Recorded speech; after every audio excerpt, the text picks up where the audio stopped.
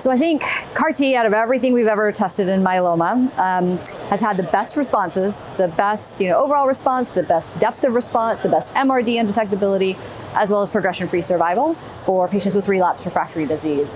Now we have early line trials. So we have two trials with KarMMa-3 as well as CARTITUDE-4 that were done in a randomized phase 3 fashion where they were against standard of care treatment versus the CAR T, and both of them significantly better PFS and overall response rate, and again, MRD undetectability compared to those standard of care options.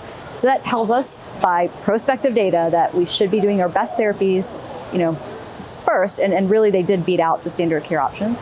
So for that reason alone, just the efficacy and toxicity was also not worse than our standard of care, potentially better because the quality of life surveys that were done for both studies also show that quality of life actually improved drastically for the patients that got the CAR T over any of the standard of care options. So, again, multiple reasons just based on pure clinical trial data that says we should do CAR T first. But then the logistics come in. And again, patients who are really relapse refractory, unfortunately, more of those patients don't ever get to CAR T. They either have manufacturing issues with manufacturing failure or out of spec cells, or their disease is just so bad that we can't keep it controlled with bridging therapy because there's no other options left for bridging therapy.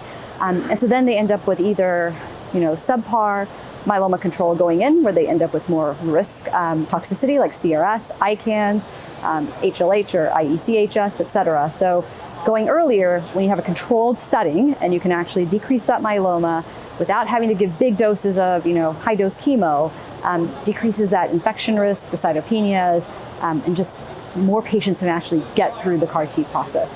So again, not just the data that's out there, but even the logistics really show that if someone is going to get CAR T, they really should do it earlier